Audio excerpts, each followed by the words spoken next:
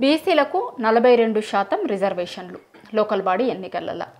ఇది state government చేసిన ఇదివరకే సుప్రీంకోర్టు నుంచి గైడ్లైన్స్ ఉన్నాయి. 50% రిజర్వేషన్లు మించొద్దని. ప్రభుత్వంకి తెలుసు ఇది కాదు, ముందుకు పోయేది కాదు, కోర్టులు కొట్టేస్తాయని.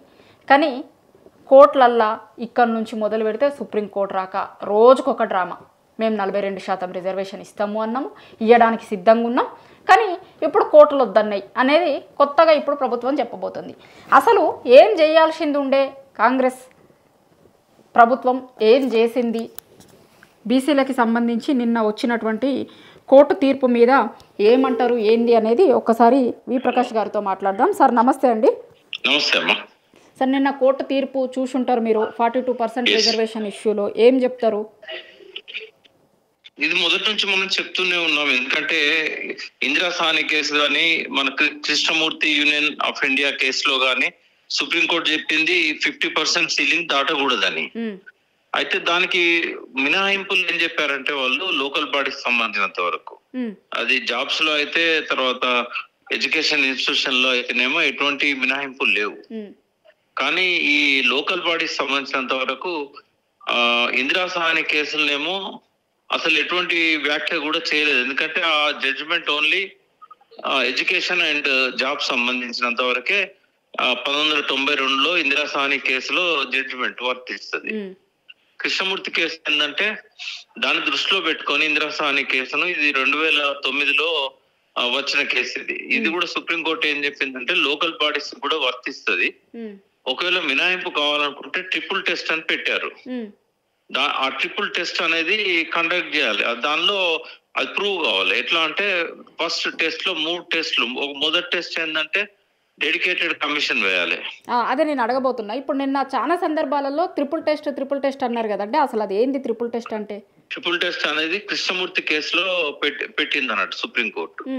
అంటే ఎక్కడైనా మీరు ఈ సీలింగ్ దాటాలంటే మీరు ఈ ట్రిపుల్ టెస్ట్ దాన్ని ఆమోదం పొందాలి. అంటే ట్రిపుల్ టెస్ట్ ఏంది, 3 కండిషన్లు పెట్టింది. అంటే 50% లోకల్ బాడీస్ లో రిజర్వేషన్స్ ఎక్సీడ్ కావాలంటే ట్రిపుల్ టెస్ట్ సుప్రీంకోర్టు చెప్పింది. నంబర్ 1 ఏంటంటే ఇది డెడికేటెడ్ కమిషన్ తోనే ఎంక్వైరీ జరగాలి నిష్పాక్షికంగా.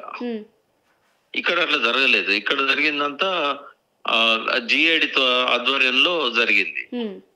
పేరుకు మాత్రమే ఇక్కడ అది కమిషన్ వేశారు, డెడికేటెడ్ కమిషన్. కానీ ఆయన అది పరిశీలించలేదు, దాని మీద ఎటువంటి ఆయన పర్సనల్ ఆర్డర్స్ ఇవ్వలేదు, కనీసం ఇనిషియేట్ చేయలేదు. అది డెడికేటెడ్ కమిషన్ రిపోర్ట్ బయట పెట్టినప్పుడు కూడా ఆయనకు సంబంధం లేకుండా వచ్చింది. అయితే ఒక కమిషన్ కు ఆ జడ్జి తప్ప స్టాఫ్ నే ఇవ్వలేదు. ఇది వైలేషన్. కృష్ణమూర్తి కేసులో ఉన్నట్టు డెడికేటెడ్ కమిషన్ దానంతరం అది ఎంక్వైరీ చేయాలి తప్ప గవర్నమెంట్ చేయకూడదు. ఇక్కడ అంతా జిఐడి చేసింది డైరెక్ట్ గా. తర్వాత మంత్రుల కమిటీ దాన్ని డిక్లేర్ చేసింది. కాబట్టి ఇది ట్రిపుల్ టెస్ట్ లో ఫస్ట్ టెస్ట్ లోనే ఫెయిల్ అయింది. సెకండ్ టెస్ట్ ఏంటంటే ఎంతమంది బీసీలు ఉన్నారు, లోకల్ బాడీ వైజ్ గా రిజర్వేషన్స్ ను ఖరారు చేయాలా. అది ఎవరు, మన ఈ డెడికేటెడ్ కమిషన్ వాళ్ళే చెప్పాలి. బీసీలు ఇంతమంది ఉన్నారు, ఈ కమ్యూనిటీలు ఇంతమంది ఉన్నారు, ఎస్సీలకు గిన్నియాలి, బీసీలకు గిన్నియాలని లోకల్ బాడీ వైజ్ గా వాళ్ళు చెప్పాలి. మూడోది ఏంటంటే ఓవరాల్ సీలింగ్ 50% దాటకుంటూ ఉండాలి. అయితే ఇది కూడా మళ్ళీ ఇందిరా సాహ్ని కేసులో ఉన్నట్టే 50% లిమిట్ చెప్పింది.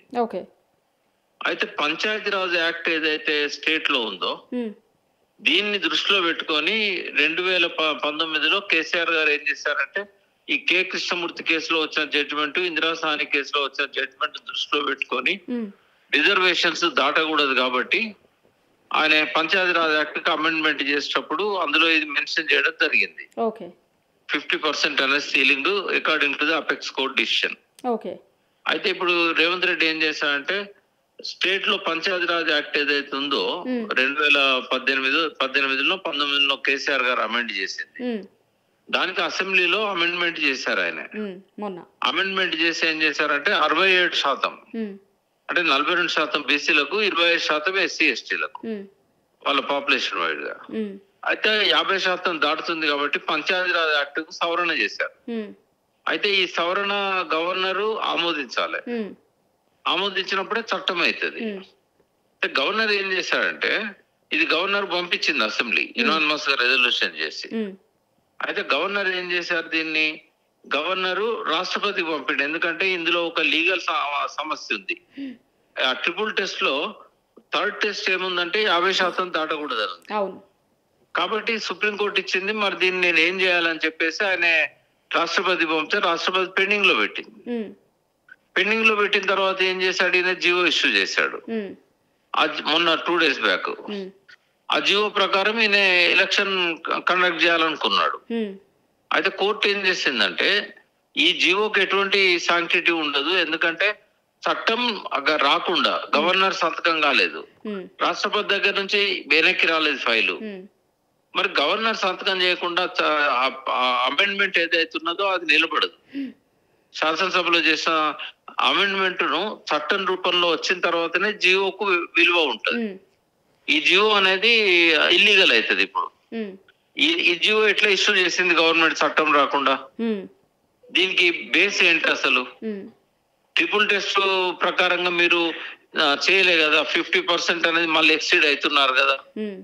కాబట్టి అన్ని అంశాల మీద కె కృష్ణమూర్తి అండ్ ఇందిరా సాని కేసును దృష్టిలో పెట్టుకొని ఎలక్షన్ నోటిఫికేషన్ వచ్చినా కూడా ఈ జియో స్టే చేశారు. ఇంకా 4 రోజుల తర్వాత ఈ జియో చెల్లదని చెప్తారు. ఇప్పుడు స్టే ఎందుకు ఇచ్చారు, మరి చెల్లదని ఎందుకు చెప్పలేదంటే మిగతా పిటిషనర్స్ వాదనలు వినలేదు కాబట్టి.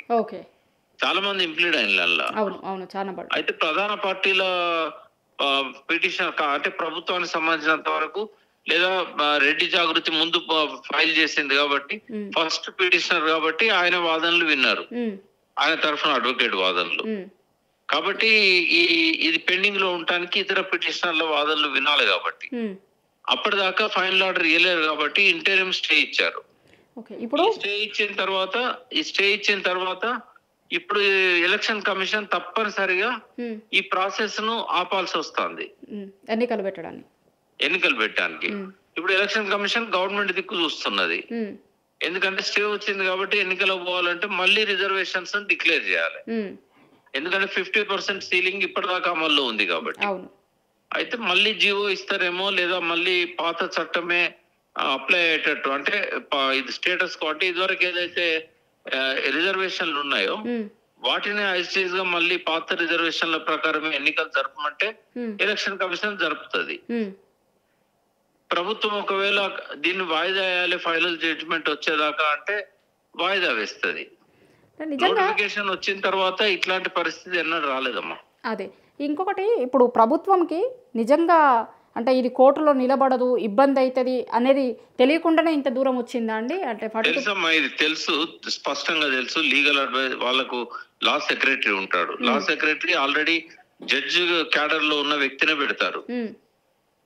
లా సెక్రటరీ తెలుసు, తర్వాత ఐఏఎస్ ఆఫీసర్లు తెలుసు. వాళ్ళు తలలు పట్టుకుంటాను. మేము చెప్పినా కూడా ఇటువంటి నిన్న ఒక ఛానల్లో ఈటల రాజేందర్ గారు ఎలక్షన్ కమిషన్ లో ఉన్న ఒక ఆఫీసర్ తో నేను మాట్లాడితే ప్రభుత్వం ఈ రకంగా అస్తవ్యస్తంగా ఉండడం వల్ల మేమేం చేయలేకపోతాము అని వాళ్ళే తలలు పట్టుకుంటున్నారు. ఐఏఎస్ ఆఫీసర్ లో ఫోన్ చేస్తే వాళ్ళు తలలు పట్టుకుంటాను. అంటే ఈ ఇమ్మెచ్యూర్ డిసిషన్స్ అన్ని కూడా తెలిసి రేవంత్ రెడ్డి చేస్తున్నాడు. డిపార్ట్మెంట్ లో ఉన్న వాళ్ళు, పంచాయతీరాజ్ డిపార్ట్మెంట్ గానీ ఎలక్షన్ కమిషన్ గానీ వాళ్ళు చెప్పినా కూడా వినకుండా ఏకపక్షంగా తను సీఎం కాబట్టి ఇటువంటి జీవోలు ఇష్యూ చేస్తున్నాడు. ఇది బీసీలను మభ్య పెట్టడానికి, పక్కదారి పట్టేయడానికి. మీరు చూశారు గతంలో ఒక పక్కనేమో జాజుల శ్రీనివాస్ గౌడ్ గారు, మరో పక్కన జాగృతికి సంబంధించిన కవిత గారు, వీళ్ళంతా కూడా పండుగ చేసుకున్నారు, పూలు చల్లుకున్నారు. దాని మీదనే మల్లన్న కవిత గొడవ అయింది. అయితే ఈ ఇటువంటి వాళ్ళని దగ్గర పెట్టుకొని రేవంత్ రెడ్డి గారు ఈ రకమైన బీసీలను మభ్య పెట్టి నేనేదో బీసీలను ఉద్ధరించడానికి ప్రయత్నం చేస్తే ఈ కోర్టులు అడ్డుపడుతున్నాయి. కోర్టుల ద్వారా ఇంకా నయం ఇక్కడ ఇంప్లీడ్ కాలేదు బీఆర్ఎస్. నిన్న వాళ్ళకి అదే అసూయ, మీరు ఎందుకు ఇంప్లీడ్ కాలేదు అని అంటారు. మీరు ఇంప్లీడ్ అయితే వచ్చేది అంటారు, తప్పది. ఇంప్లీడ్ అయితే బీఆర్ఎస్ ఆపింది ఎలక్షన్లను అని చెప్పేటారు. బీఆర్ఎస్ ఇంప్లీడ్ కాలేదు, బీజేపీ ఇంప్లీడ్ కాలేదు. బట్ ఈ రెండింటిని ఇంప్లీడ్ ఎందుకు కాలేదని క్వశ్చన్ చేస్తున్నారు మంత్రులు. వాస్తవంగా ఏంటంటే ఇది బీసీలను మభ్యపెట్టి మోసం చేసే ఒక పెద్ద కుట్ర. అసలు వీళ్ళకి ఉద్దేశం ఉందా అండి? లోకల్ బాడీ ఎన్నికలకు పోయే ఉద్దేశం ఏమన్నా కనిపిస్తుందా? రెండు లేదమ్మా, లోకల్ బాడీ ఎన్నికలు పోయే ఉద్దేశం లేదు. వాళ్ళు కోరుకున్నది సెప్టెంబర్ 30 నాడు ఎట్టి పరిస్థితుల్లో రిజల్ట్స్ డిక్లేర్ చేయాలని చెప్పి ఇచ్చిన హైకోర్టు ఆర్డర్ ను ఎట్లా పక్కకు పెట్టాలి.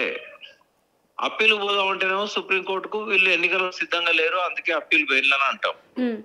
అట్లా అప్పీల్ కు పోకుండానే ఈ దొడ్డిదారిన జీవో ఒకటి తప్పుడు జీవో ఇష్యూ చేసి కోర్టు ఎట్లా దీన్ని పెండింగ్ లో పెడుతుంది కాబట్టి ఇది కావాలని చెప్పి ఇది ఆలస్యం కోసం, కాలయాపన కోసం రేవంత్ రెడ్డి ఒకటి బీసీలను ఆయన ఏ పని చేసినా కూడా 2 రకాల 3 రకాల రిజల్ట్స్ ఎక్స్పెక్ట్ చేస్తాడు. ఇక్కడ ఏంటంటే ఒకటి బీసీలను మేము మీ పక్షాన ఉన్నాము కానీ కోర్టులు ఆపినాయి, మేమేం చేయాలి అని చెప్పడానికి ఒకటి. రెండోది ఏంటంటే ఈ కాలయాపన ఆయనకు కావాలి, ఇప్పుడు ఎలక్షన్ పెట్టే ఉద్దేశం లేదు కాబట్టి ఒక జీవోతోని 2 రకాల రిజల్ట్స్ ఆయనకు వస్తున్నాయి. ఇప్పుడు కొంతమంది బీసీలలో అమాయకులు తెలియలేని వాళ్ళు ఉన్నారు, సంఘాలలో కూడా ఉన్నారు. వాళ్ళు ఏంటంటే ఈ రేవంత్ రెడ్డి మెప్పు కోసం కొంత రేవంత్ రెడ్డి పక్కదారి పట్టిస్తే కొంత వాళ్ళు బీసీలను పక్కదారి పట్టిస్తున్నారు. ప్రభుత్వం బాగానే ఉంది కానీ ప్రతిపక్షాలు బాగాలేవు లేదా కోర్టులు బాగాలేవని. వాస్తవంగా ఇది సక్సెస్ కావాలంటే దీనికి ఉన్నది ఒక్క మార్గం ఏంటంటే ఒక డెడికేటెడ్ కమిషన్ తోని మంచి విచారణ జరిపించి ఆ రకంగా వచ్చిన రిజల్ట్స్ ను సుప్రీంకోర్టుకు సబ్మిట్ చేసి మాకు ఈ రకమైన లోకల్ బాడీస్లలో మినహాయింపు ఇవ్వాలని చెప్పన్న పోవాలి. లేదు అంటే డైరెక్ట్ గా షెడ్యూల్ 9 లో అమెండ్మెంట్ కోసం ఆ తమిళనాడు ఎట్లా ప్రయత్నం చేసిందో అట్లా చేస్తే ఏమైందంటే ఎడ్యుకేషన్ లో, ఎంప్లాయ్మెంట్ లో, లోకల్ బాడీస్ లో కూడా, పొలిటికల్ లో కూడా మనకు రిజర్వేషన్ బీసీలకు వస్తుంది. కేవలం ఎడ్యుకేషన్, ఎంప్లాయ్మెంట్ పక్కకు పెట్టి డెడికేటెడ్ కమిషన్ ద్వారా ట్రిపుల్ టెస్ట్ ఫాలో అయినట్టుగా అట్లా కనుక సుప్రీంకోర్టును ఆశ్రయించినట్టయితే కొంత ఈ కృష్ణమూర్తి జడ్జిమెంట్ మీద కొంత ఓవర్ రూల్ కూడా కావచ్చు, అయ్యే అవకాశం ఉంటది. ఈ రెండు చేయకుండా వాళ్ళు ఈ అడ్డదారులలో జీవోలు ఇష్యూ చేస్తే వాటికి ఎటువంటి ప్రయోజనం కూడా ఉండదమ్మా. Thank you sir, thank you so much. Thank you. ఇది ఓవరాల్గా చెప్తుంది ఏంటి అంటే నిజమే, ముందు నుంచి చాలా బీసీ సంఘాల నాయకులు, బీసీల కోసం పనిచేస్తున్న వాళ్ళు చాలామంది మొత్తుకుంటున్నారు. ప్రభుత్వం ఏంది అంటే ఇప్పుడు ఒక్క దెబ్బకు 2 పిట్టలు అని మనం వింటాం కదా సామెత, అట్లా కోర్టులో పెట్టి కోర్టులకి వాళ్ళు బాల్ని పంపించి అసలు ప్రభుత్వంకి లోకల్ బాడీ ఎన్నికలు పెట్టే ఉద్దేశం లేదు, బీసీలకు 42% రిజర్వేషన్లు ఇచ్చే ఉద్దేశం లేదు. ఈ రెండింటి ఉద్దేశం ఎట్టి పరిస్థితుల్లో ప్రభుత్వంకి లేదు. ఎందుకంటే ఇంతకుముందు మనం చెప్పుకున్నాం లోకల్ బాడీ ఎన్నికలకు పోతే కనుక ఇప్పుడు గెలిచే పరిస్థితి లేదు. కాంగ్రెస్ ప్రభుత్వంకి చాలా విపరీతమైన వ్యతిరేకతను మూటగట్టుకుంది. సో అసలు వాళ్ళకి పోయే ఉద్దేశమే లేదు. అందుమూలంగానే వాళ్ళు కావాల్సినంత ఫాలో అవ్వాల్సినంత ప్రొసీజర్ ఏది ఫాలో కాకుండా ఏదో నామకే వస్తాగా మేము జీవో ఇచ్చినాం, మాకు పోవాలనే ఉంది, మాకు చెయ్యాలనే ఉంది కానీ కోర్టులు అడ్డుపడ్డాయి అని ఇప్పుడు వీళ్ళు చెయ్యకపోయిన సాకుని కోర్టుల మీదకి నెట్టేసే ప్రయత్నం చేస్తున్నారు తప్ప ఇది ముమ్మాటికి బీసీలను మోసం చేయడమే, బీసీలను దగా చేయడమే, బీసీలకు మళ్ళొకసారి ధోకా ఇచ్చినట్లే అనేది వి ప్రకాష్ చెప్తున్నారు. ఇదే బీసీలకు సంబంధించిన చాలామంది మెజారిటీ వ్యక్తులందరూ కూడా ఇదే అభిప్రాయంతో ఉన్నారు. కాంగ్రెస్ పార్టీ మళ్ళా ఒకసారి బీసీలను చాలా దారుణంగా మోసం చేసింది అనేది తెలంగాణలో ఉన్నటువంటి ప్రతి ఒక్క బీసీ మాట ఇది.